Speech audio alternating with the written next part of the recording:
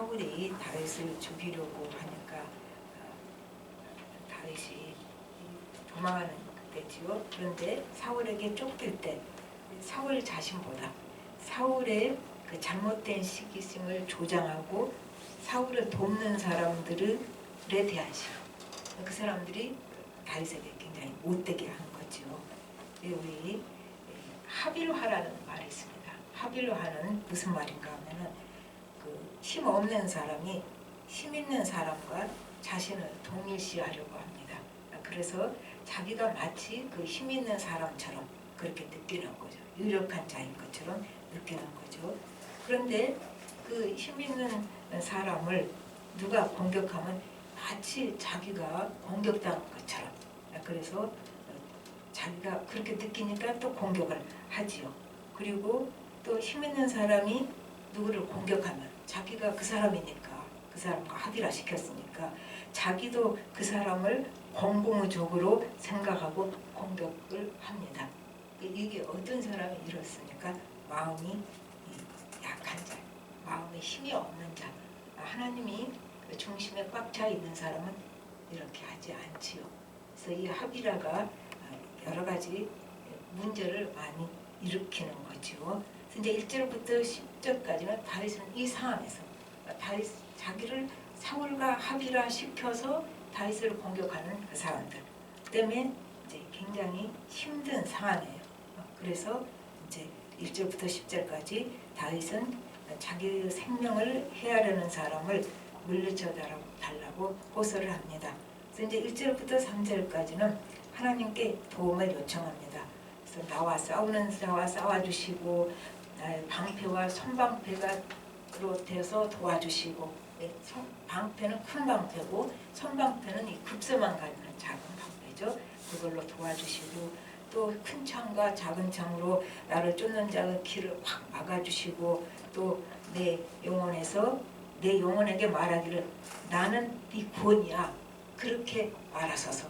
이렇게 아주 참 좋은 말이잖아. 하나님께서 우리 보고 나는 네 구원이다. 얼마나 힘이 나옵니까? 영어로 하면 I'm your salvation.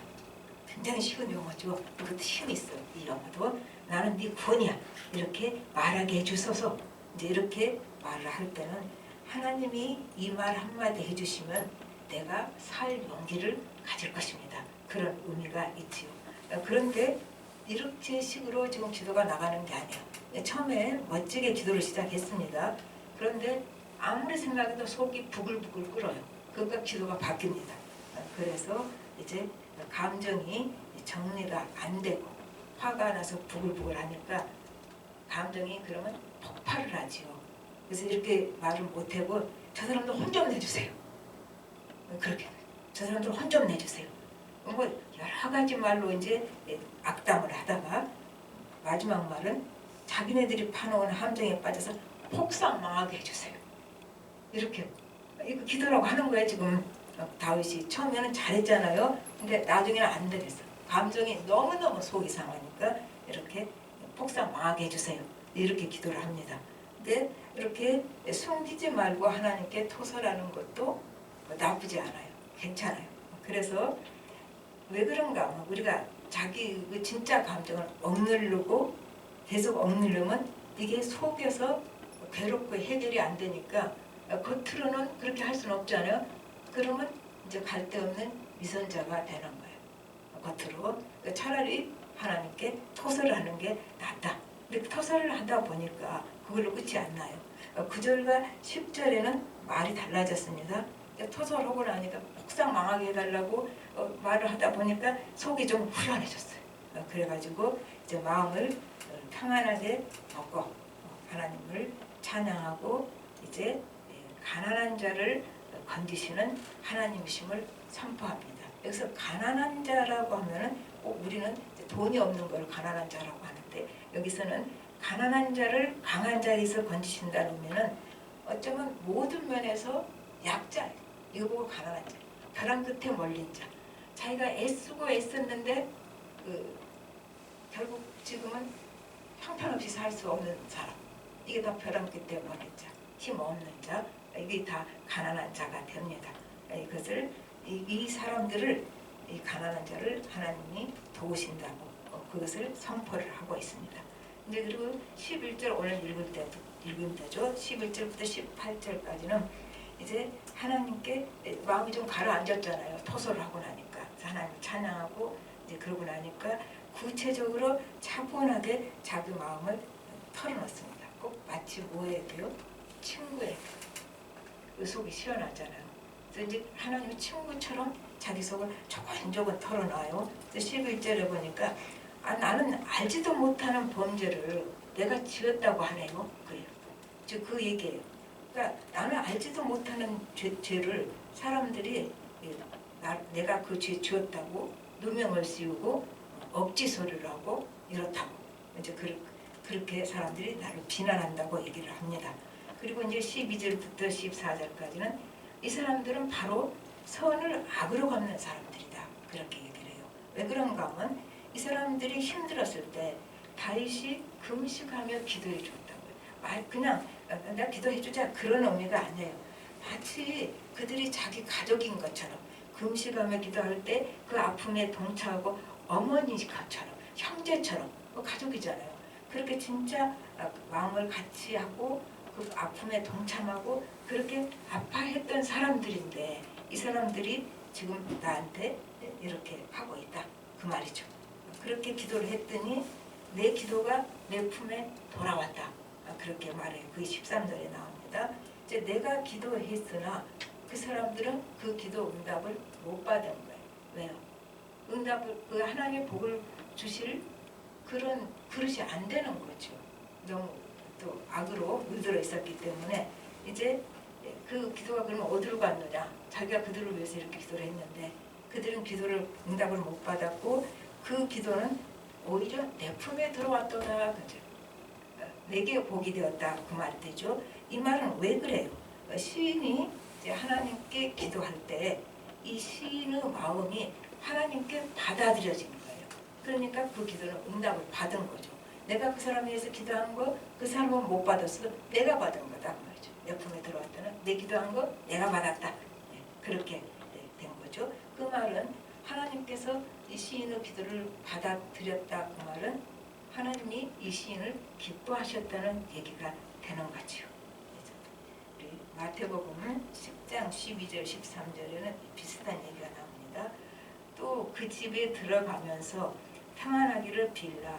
그 집이 이에 합당하면 너희 빈 평안이 거기에 임할 것이요 만일 합당치 아니하면 그 평안이 너희에게 돌아올 것이니라. 그래서 우리는 남을 위해서 기도를 계속 해주면 그 사람이 그 그릇이 되면 그 사람이 그 기도대로 응답을 받을 것이고 그 사람이 그 기도를 받을 그릇이 안 되고 악이 넘칠 때는 그 기도가 나를 위한 기도가 돼서 내가 복을 받는다. 그런 의미로 우리가 해석할 수 있지요. 15절부터 16절까지는 시인이 환난을 당하니까 이 자기가 이렇게 기도해주고 선으로 대했던 사람들이 너무너무 고소해하는 거예요. 시인이 이제 이 고통받는 게 그렇게 너무 즐거워하고 이렇게 고소해하는데 거기 불량배란 말이 나와요. 23절에 15절이죠. 불량배란 말이 나오는데 이 불량배는 인격이 조속한 사람들 그런 뜻으로 해석을 합니다. 근데 이제 이 사람들이 나를 치며 쫓기를 맞이하는 거야. 내가 이제 고소할 뿐 아니라 나를 치고 막 찢어내는 거죠. 이게 뭐 실제로 찢어내겠습니까? 그런 건 아니고 악담과 비방으로 다윗의 인격을 모독하는 거죠. 이건 악담과 비방으로 인격을 모독하려면 차라리 때리는 게 더 낫지요. 이 뼛속까지 들어간다고요. 그 사람에게 정말 심한 상처를 주고 모욕을 할 때는 그게 뼛속으로 들어가는데 때리면 뼛속으로는 안 들어가잖아요. 그래서 어쩌면 실제로 때린 것보다 더 나쁜 거죠. 다윗의 인격 모독 이게 뭐예요? 너 같은 인간은 살 필요가 없다. 그런 의미죠. 잉여인간 취급을 하는 거죠. 너는 없어져야 할 존재야. 이런 식으로. 그리고 너는 우리가 이렇게 폭력 가해도 돼. 참 말이 안 되는 거죠. 우리가 폭력을 가해도 되는 사람은 없어요. 근데 지금 다윗에게 우리는 이렇게 너를 찍고 치고 해도 괜찮아. 너는 폭력 당해도 괜찮은 사람이야. 이렇게 다윗을 말하죠. 요새 전문 용어로는 다윗이 쓰레기 취급을 받게 됩니다. 그러니까 이제 다윗이 17절에 너무 속이 상해서 언제까지 보고만 계시렵니까? 이렇게 항의를 하죠. 이 말은 뭐예요? 하나님 언제까지 이렇게 나를 내버려 두실 거예요? 그건 하나님에 대한 항의잖아요. 이제 항의를 하죠. 그리고 나를 내 영혼을 지켜주시고 내 유일한 것에서 건지소서. 17절에 유일한 것이 무슨 말이에요? 그것도 영혼이란 말이죠. 내 유일한 것. 17절 후반 보십시오. 내 유일한 것을 사자들에게서 건지소서. 그 말은 내 영혼을 건져주소서. 그렇게 되죠. 그러니까 여기는 조금 우리가 해석을 무리하게 가자면은 내가 너무 힘들어서 나도 저 사람들처럼 그렇게 악한 마음을 가질 수도 있을까? 그게 두려운 거죠. 어쩌면 그러니까 내 영혼을 건져주소서 그렇게 말을 하는 거죠. 그러니까 우리가 여기서 또 이 사람들은 그 다윗의 대적자들의 악함을 보고 질문이 생기죠. 하나님 오늘 왜 저 악인들이 이렇게 핍박을 하도록 잠시도 아니고 오랫동안 허용을 하신가? 그래서 다윗이 언제까지 하나님 구경만 하시렵니까? 이제 이렇게 항의를 한 거잖아요. 그러니까 우리는 물론 여러 가지 해석을 할 수 있겠지만 한 가지 성경 구절에서 찾을 수 있는 것은 디모데전서 4장 7절 8절에 망령되고 허탄한 신화를 버리고 경건에 이르도록 내 자신을 연단하라. 육체의 연단은 약간의 유익이 있으나 경건은 범사에 유익하니 범사에 유익하니 금생과 내생에 약속이 있느니라. 이제 이 말씀을 우리가 생각해 보면은 하나님이 그냥 핍박을 바로 막아주시지 않는 것에 대해서 우리가 묵상을 할 수 있습니다. 그러면 그걸 바로 막아줘 버리면 참 편하잖아요. 그러면 나도 나를 핍박하는 자들과 같은 그런 죄성을 가지고 그대로 죄짓고 살 거예요. 그 죄성을 그대로 지니고 살 거예요. 모두 인간이 죄인이니까. 그래서 이제 그 죄성을 빼내고 경건에 이르도록 훈련을 시키시는 거죠. 그리고 지금 뭐라고 했어요? 금생각. 그러니까 경건은 범사에 유익하니 금생과 내생에 약속이 있느니라. 그 말이죠. 그러니까 금생과 내생의 약속은 하나님이 우리에게 주신 약속이잖아요. 현재에도 내가 너를 돌봐주시고 세상 끝날까지 함께 가시고 영원히 너와 함께 거하겠다는 그 금생과 내생의 그 하나님의 약속의 말씀이 이제 그것의 약속의 말씀이 우리에게 이루어지도록 그렇게 하나님이 해 가신다는 얘기가 됩니다. 이제 잠언서 우리 16장 4절 다 아는 얘기죠. 악인도 악한 날에 적당하게 하셨느니라. 그래서 나를 훈련시키는데 하나님께서 악인도 사용하신다 그 말이죠. 그래서 막대기로 훈련을 시키면 그 막대기 보존 않습니다. 막대기로 훈련시키시지만 훈련이 끝나면 막대기는 부러뜨려 버리죠. 이제 막대기 역할이 끝났으니까 이게 바로 이스라엘 훈련시키는 방법이었어요. 이스라엘을 훈련시켰던 아수르와 바벨론은 인간 막대기라고 표현해줘요. 사무엘 7장에서는. 그러니까 인간 막대기가 됐는데 이제 그들의 임무가 끝났을 때 부러뜨려 버린다. 그렇게 되죠. 그러니까 나중에 봐야 되죠. 지금은 그냥 승승장구 막대기 노릇을 나를 열심히 막대기 노릇을 나한테 해도 나중에는 하나님 부러뜨려 버리신다. 그 말이죠. 여기서 우리가 또 하나 알 것은 내가 막대기 되면 어떡해요. 남한테 하나님 내가 막대기로 쓰임 받으면 그건 좋을 게 하나도 없죠. 나중에 부러뜨려 버리니까. 그래서 내가 막대기 되지 않도록 이제 조심을 해야 되는 거죠. 이제 18절 보실까요? 18절에 보니까 내가 대회 중에서 주께 감사하며 많은 백성 중에서 주를 찬송하리다 그렇게 나옵니다. 그러니까 계속 중간에 다윗은 하나님에 대한 찬양을 끝이지 않아요. 그러니까 이게 다윗에게 주신 축복이에요. 다윗이 계속 찬양해서 복을 받는 게 아니라 이렇게 찬양할 수 있게 해주신 하나님. 그래서 다윗이 이렇게 계속 찬양할 수 있었을까? 그게 다윗에게 주신 찬양의 축복이었다 그 말이죠. 그러니까 내가 계속 찬양할 수 있는 사람은 굉장히 축복받은 사람이에요. 우리는 뭐 내가 그렇게 찬양을 좋아해서 그렇게 생각하죠. 그러나 따지고 보면 내가 그렇게 하나님께 찬양 들을 수 있도록 계속 내게 그 복을 주신 거다 그 말입니다. 그래서 이제 그 18절에서 하나님은 깊은 사랑을 체험하니까 공동체 가운데서 이제 혼자 이렇게 기도하다가 공동체 가운데서 회중 가운데서 감사하고 찬양을 하게 됩니다. 그리고 이제 여기서 또 안 끝나요. 19절부터 26절까지는 이 시인은 원수들이 자기로 인해서 기뻐하지 못하게 해달라고 기도합니다. 내가 당하는 고난도 힘든데 원수들이 내가 그 당하는 보고 그렇게 좋아하는 것이 다윗은 너무 힘들었던 것 같아요. 그래서 19절부터 21절까지는 거짓말로 나를 모략하고 내가 봤어. 그래서 뭐라고 그래요? 내가 목격했어. 지금 그 얘기예요. 내가 목격했어. 그렇게 괴롭히는 거죠. 지금은 내가 목격했어. 그렇게 우리에게 하는 거예요. 뭐예요? 가짜 뉴스. 나는 우리가 정말 좀 하나님의 지혜로 가짜 뉴스에 안 속았으면 좋겠어요. 어쩌면 그렇게 가짜인지 뻔히 보이는데도 그렇게 속아서 끌려다니는지 좀 이해가 안 될 때도 많죠. 그러니까 우리도 가짜 뉴스에 속을 수도 있으니까.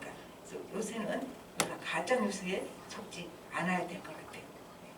그래서 그런데 내가 목격해서 사실 하지도 않은 일을 그렇게 가짜 뉴스를 바쳤다 그 말이죠.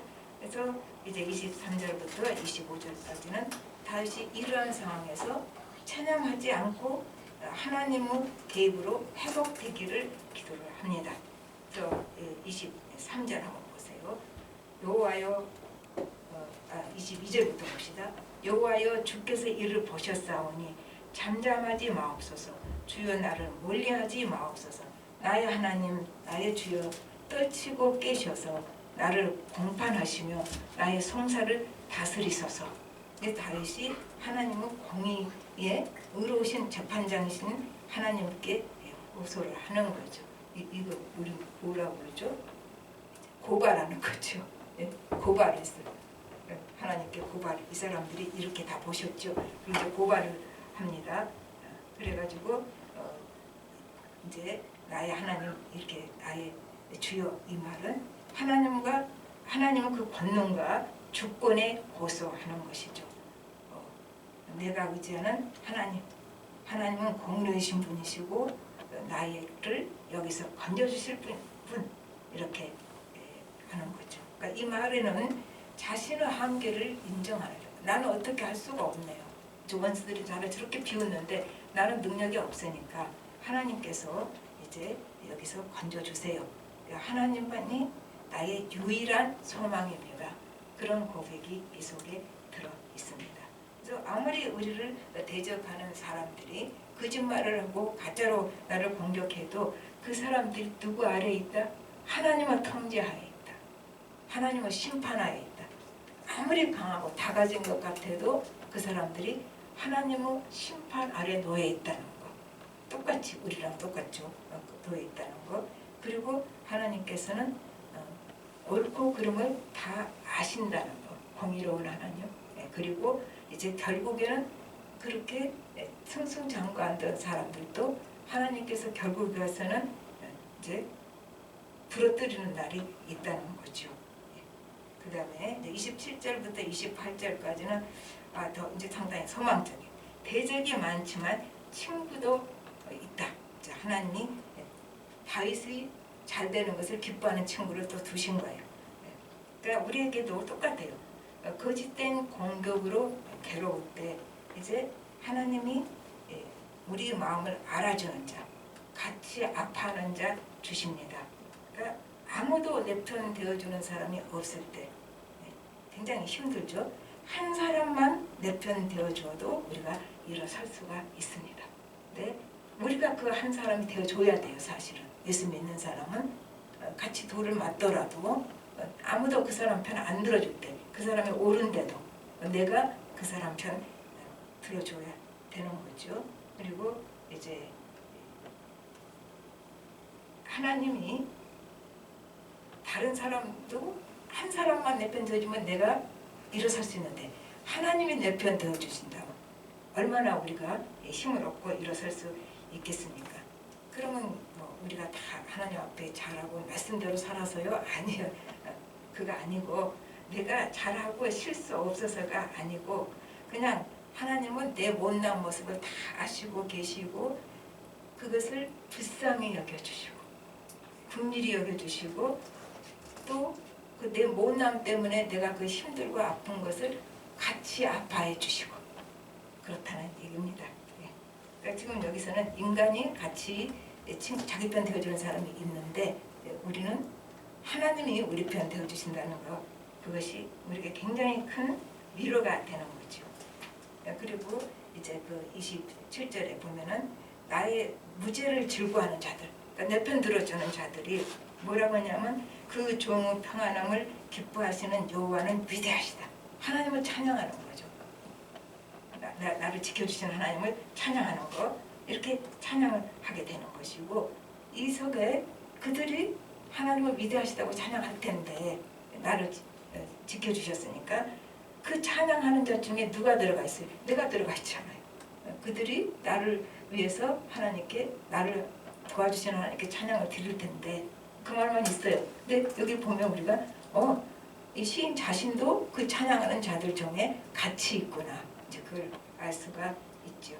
그래서 이제 28절을 보면은 처음에 시작은 억울함 호소하는 걸로 시작했죠.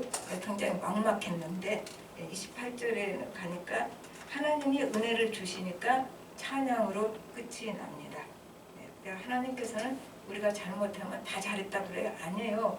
나도 치셔요. 혼도 내시고 그럴 때도 있지만 그래도 하나님만 바라보고 달려가는 자는 하나님이 더 큰 하나님의 비밀을 가르쳐 주시고 그리고 또 하나님과 깊은 친밀한 친한 관계 있잖아요. 멀리 떨어져 있는 관계가 아니라 그렇게 친한 관계에 들어가도록 하나님께서 우리를 인도하신다 그 말입니다.